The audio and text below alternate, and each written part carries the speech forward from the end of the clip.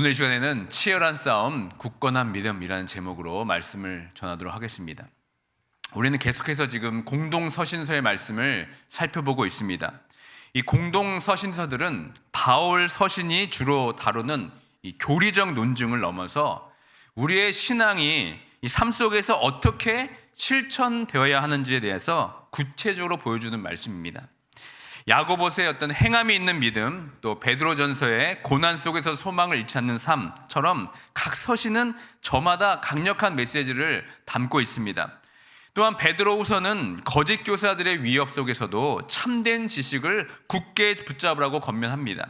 그리고 요한일서는 우리를 하나님과의 참된 사귐으로 이끌고, 지난주에 살펴보았던 요한이서의 말씀은 진리와 사랑 안에서 행하고 이단에 대한 경계심을 늦추지 말라고 우리에게 촉구하고 있습니다. 그리고 오늘 우리는 이 공동서신의 여정의 마지막 편지인 유다서 앞에 서 있습니다. 유다서는 신약 성경에서 가장 짧은 책 중에 하나이지만 우리 신앙의 근본적인 질문을 던지며 강력한 영적 경고를 우리에게 보내고 있습니다. 다른 공동서신들처럼 유다서의 핵심 주제 또한 이단과 거짓 교사로의 위협으로부터 교회를 보호하는 것입니다. 그러나 유다서가 특별한 이유가 있습니다. 그런데 그 경고의 근거가 무엇이냐면 바로 예수 그리스도에 대한 진실한 신앙 고백 위에 있기 때문에 그렇습니다.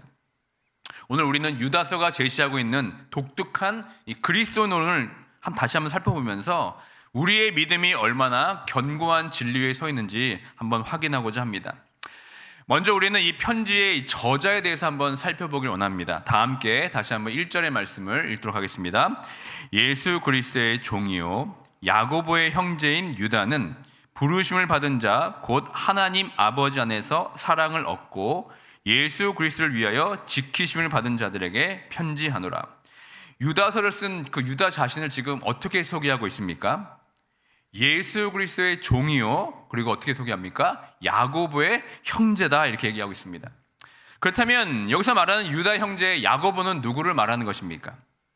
신약 성경에서는 예수님의 12제자 중 2명의 야고보가 있지만 유다가 자신을 야고보의 형제라고 소개하는 것은 이 야고보가 바로 예루살렘의 그 교회의 최고 지도자였던 그 예수님의 동생 야고보를 가리키는 것이 가장 일반적인 해석입니다. 따라서 유다는 누구입니까? 예수님의 육신적인 동생이라고 말할 수 있습니다. 만약 우리들이 유다라면 어떻게 했겠습니까? 아마 내가 바로 예수님의 동생이고 지금 예루살렘 교회의 최고 지도자인 야고보가 바로 나의 형이라고 수없이 아마 자랑했을 것입니다. 근데 유다는 지금 어떻게 말하고 있습니까? 그런 것들을 다 숨깁니다. 그는 육신적인 혈통보다 오히려 자신을 어떻게 합니까? 그리스도의 종이라고 지금 소개하고 있습니다. 그런데 여러분, 이 유다의 삶을 보면은 한 가지 놀라운 사실을 우리가 기억할 수가 있습니다. 요한복음 7장 5절에 보면 이렇게 기록됩니다. 이는 그 형제들까지도 예수를 믿지 아니함이러라 라고 기록이 되어 있습니다. 그러니까 예수님의 가장 가까운 혈육이었던 유다와 그의 형제들은 초기에는 예수님을 아예 믿지를 않았습니다. 그런데 놀랍게도 그들에게 극적인 변화가 일어나게 됩니다.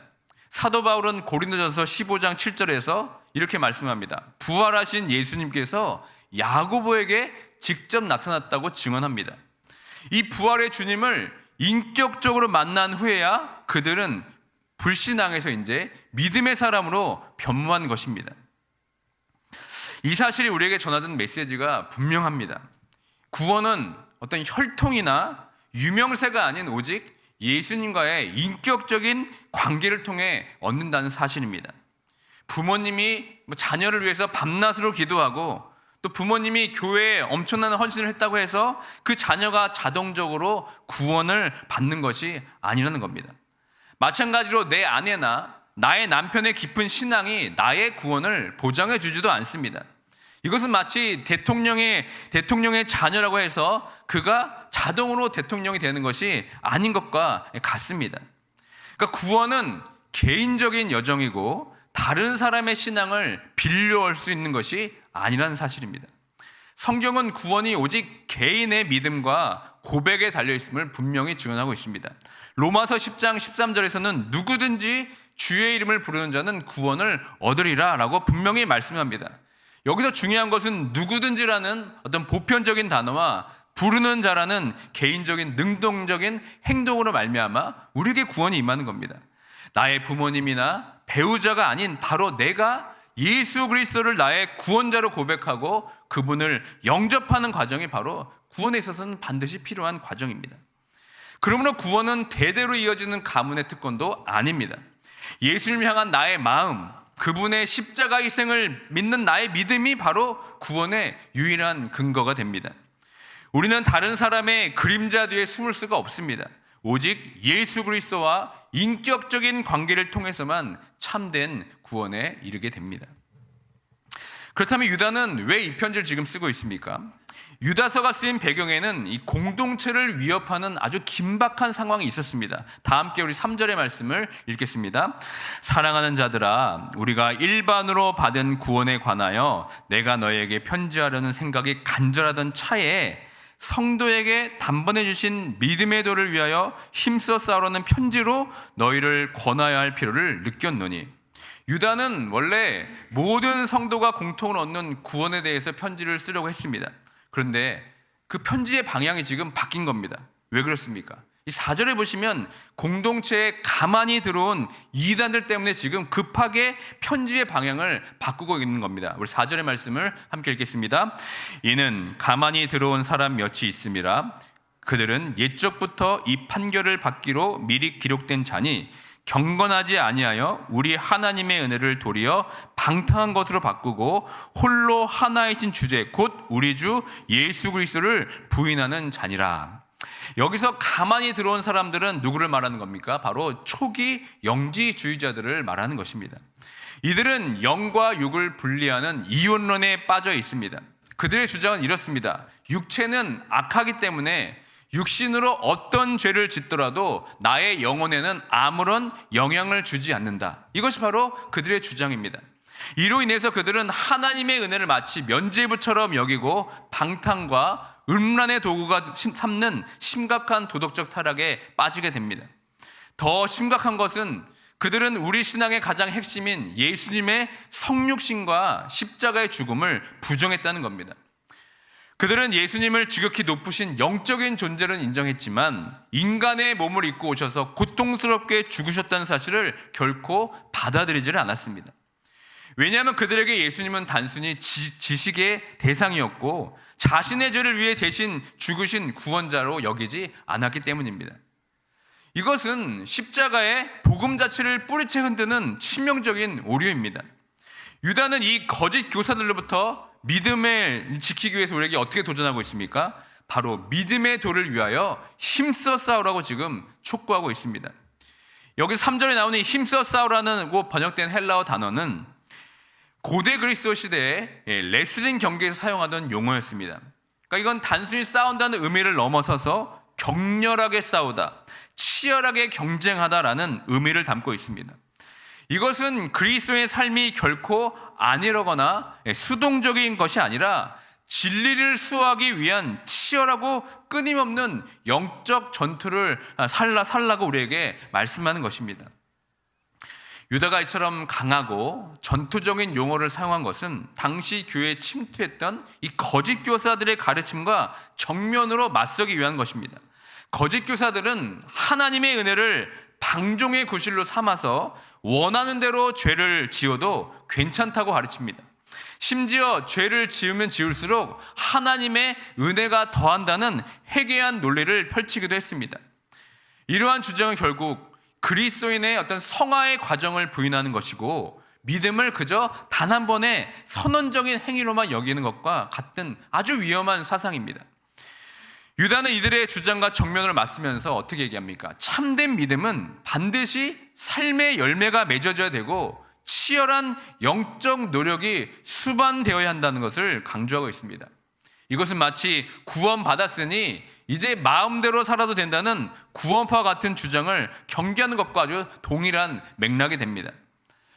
그러므로 우리가 구원받은 하나님의 자녀라면 우리는 내가 받은 그 구원에 있어서 그저 안주하고 있으면 안 됩니다. 그 구원을 현재의 삶 속에서 치열하게 지켜나갈 책임이 우리에게 반드시 있어야 됩니다. 하지만 안타깝게도 유다가 경고했던 그 나태한 신앙의 모습은 오늘날 우리의 삶에도 여전히 깊숙이 스며들어 있다는 사실입니다. 힘써 싸우라는 이 전투적인 명령과는 달리 우리는 너무나 쉽게 영적인 게으름에 빠지곤 합니다.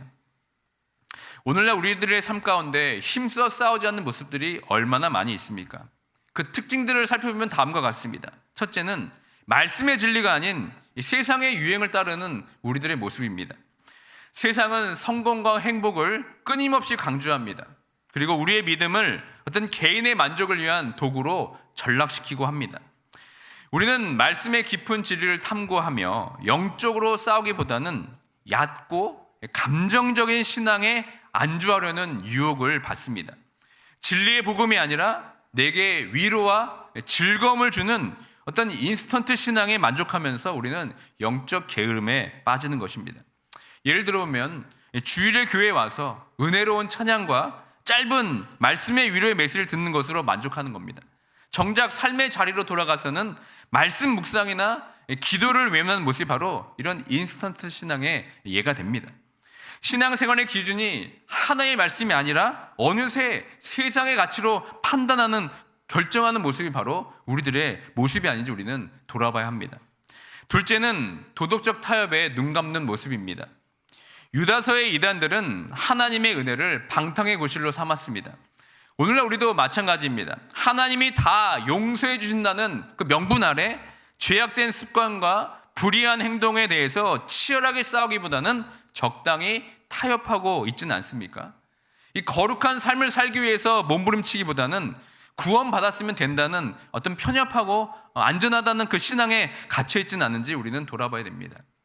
예를 들어 직장에서 부당한 이익을 취하거나 사람들이 보이지 않는 곳에서 막 거짓말을 한다면 하는 것을 보면서 이 정도는 괜찮겠지라고 생각하고 있지는 않습니까?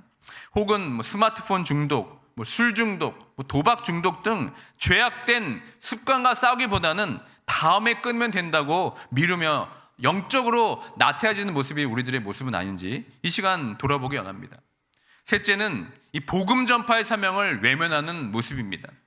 예수 그리스도의 증인으로 살아가는 것은 여러분 영적인 싸움의 가장 중요한 부분입니다. 하지만 우리는 세상의 시선을 두려워합니다. 혹은 또 내게 어떤 손해가 올 거 염려해서 복음을 전하는 일을 포기할 때가 많이 있습니다. 복음이 없는 영혼을 보면서 아무런 영적인 부담을 느끼지 못하고 마치 모든 것이 이미 해결된 것처럼 안일하게 살아가고 있는 모습이야말로 가장 위험한 영적 나태함입니다.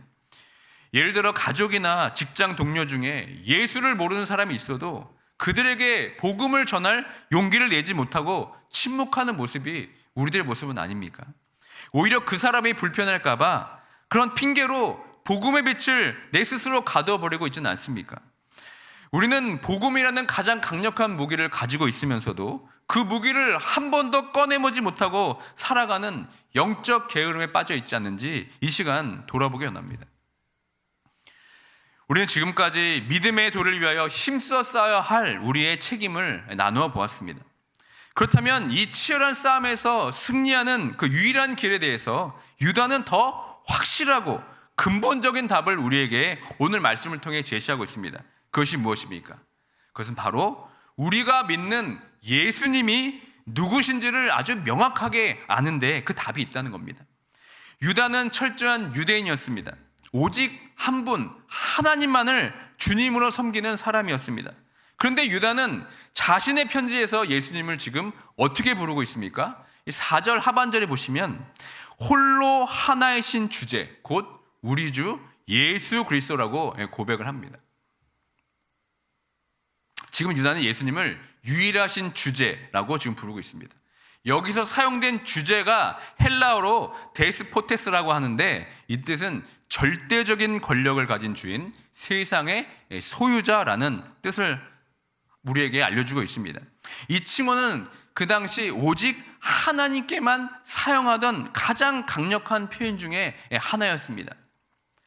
그런데 예수님께 지금 이 단어를 유다는 사용하고 있는 겁니다. 유대인에게는 두 분의 하나님은 존재할 수가 없습니다. 그렇기 때문에 이 유다의 고백은 예수님이 하나님의 아들이라는 것을 넘어서서 성부 하나님과 본질적으로 동일하신 하나님을 지금 선언하고 있는 겁니다. 친형제였던 예수님을 부활 후에야 비로소 종으로 고백했던 유다가 이제는 그분을 온 우주의 절대적인 주인으로 지금 고백하고 있는 것입니다. 이것은 여러분 단순히 교리적인 고백이 아닙니다. 우리가 예수님을 유일하신 주제라고 고백한다는 것은 우리 삶의 모든 영역에서 그분이 절대적인 주인이심을 인정한다는 뜻입니다. 우리의 물질, 시간, 재능, 모든 결정과 계획까지도 그분의 주권 아래 있음을 우리가 고백하는 것입니다. 이것이야말로 이단들이 거부했던 바로 참된 믿음의 모습입니다. 유다는 여기서 멈추지 않습니다. 구약의 역사를 들어서 예수님이 바로 그 주님이셨음을 다음과 같이 증언합니다. 유다서 1장 5절의 말씀을 다 함께 읽겠습니다. 너희가 본래 모든 사실을 알고 있으나 내가 너희로 다시 생각하게 하노라. 주께서 백성을 애굽에서 구원하여 내시고 후에 믿지 아니하는 자들을 멸하셨으며, 이 구절에서 이 주께서라는 단어는 헬라어 원문에서 예수 그리스도를 지칭하는 퀴리오스를 사용하고 있습니다. 여러분, 이것은 참으로 놀라운 진리입니다. 유다는 지금 이스라엘 백성을 애굽에서 구원하여 하고 광야에서 심판하셨던 하나님이 바로 예수 그리스도와 동일한 분으로 지금 선언하고 있는 겁니다. 이 말씀은 우리에게 구원의 심판의 권한이 모두 예수님께 있다는 진리를 확증해 줍니다. 나를 구원하신 그분만이 나의 주인이시며 또한 불순종한 자들을 심판하실 분이라는 것을 믿는 것이 바로 우리가 붙들어야 할 가장 강력한 믿음의 본질이 됩니다. 이러한 유다의 고백은 단순히 논리적인 진술을 넘어서 예수님의 그 권위가 어떻게 나타나는지에 대해서 심오한 통찰을 우리에게 제공하고 있는 겁니다. 그리고 유다서 다음 장에 있는 요한계시록의 이 충격적인 장면과 이 유다의 고백이 연결이 됩니다. 요한계시록 5장 12절의 말씀을 우리 다 함께 읽겠습니다. 큰 음성으로 이르되 죽임을 당하신 어린 양은 능력과 부와 지혜와 힘과 존귀와 영광과 찬송을 받으시기에 합당하도다 하더라. 요한계시록 5장에 가시면 사도 요한은 하나님의 보좌 우편에 있는 두루마리를 펼자를 찾습니다. 모두가 그 두루마리의 펼자가 유다 지파의 사자이자 다윗의 뿌리인 만왕의 왕이 나타나기를 기대했습니다. 그런데 이 두루마리를 펼자로 나타나신 분이 누구입니까? 유다의 어떤 사자, 지파의 사자가 아니라 바로 죽임을 당한 어린 양이었습니다. 온 세상을 다스릴 권위를 가진 사자같이 어떤 왕의 모습이 아니라 모든 죄를 짊어지고 희생된 어린 양의 모습으로 서 있는 충격적인 환상을 요한이 보게 되는 겁니다. 이는 유다서의 그리스도론을 더욱 분명하게 확증해 주는 것입니다. 유일하신 주제이신 예수님인 자신의 절대적인 권위를 힘과 위엄으로 드러낸 것이 아니라 오히려 가장 낮은 곳으로 오셔서 죽임을 당하는 어린 양의 모습으로 나타나신 것입니다. 요한계시록은 바로 이 죽임당하신 어린 양에게 모든 찬양과 영광과 능력이 돌려지는 모습을 우리에게 보여주고 있습니다. 온 우주를 다스리시는 데스포테스이신 하나님 예수님께서 바로 그분만이 모든 인류를 구원하시기 위해 스스로 희생하신 어린 양임을 지금 증언하고 있는 겁니다. 이것이 유다가 실제로 경험한 예수 그리스도의 실체였습니다. 사랑하는 성도 여러분, 이것이 바로 기독교 신앙의 핵심입니다. 우리는 단순히 힘과 권능을 가진 왕을 믿는 것이 아닙니다. 가장 나약한 모습으로 이 땅에 오셔서 우리를 위하여 죽으신 그 죽임당하신 어린 양이 바로 유일하신 주제이신 그 하나님이라고 우리가 믿는 것입니다. 사랑하는 성도 여러분, 유다서는 오늘 우리에게 두 가지의 중요한 메시지를 던져줍니다. 첫째는 거짓된 가르침에 맞서서 우리가 진리를 수호한다는 것입니다. 유다는 이단들의 논리가 아무리 그럴싸해도 그들이 그리스도의 본질을 왜곡한다면 그것은 치명적인 오류임을 우리에게 경고하고 있습니다. 이를 위해서 우리는 치열한 싸움을 싸우라고 유다서는 우리에게 말씀하고 있습니다. 두 번째는 우리가 믿는 예수님은 단순한 인물이 아닙니다.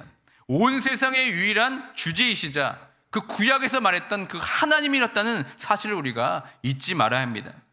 이 진리는 우리의 신앙의 뿌리를 깊이 내리게 합니다. 한 분 하나님이신 예수 그리스도를 우리가 온전히 믿을 때 우리는 어떤 흔들림 속에서도 굳건히 설 수가 있습니다.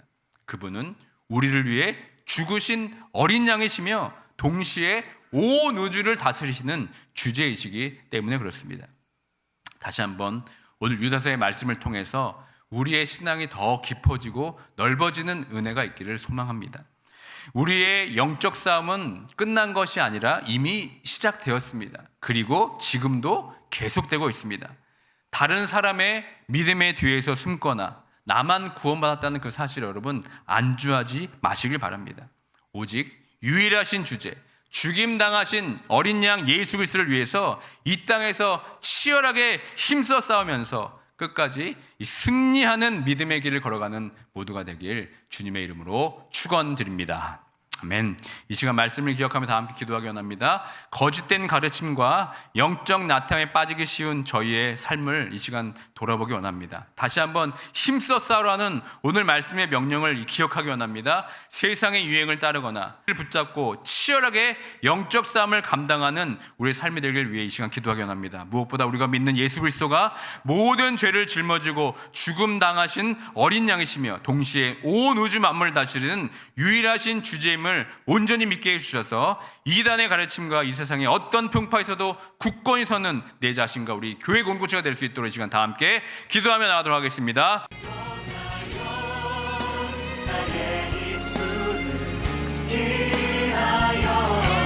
주의 이름 높임을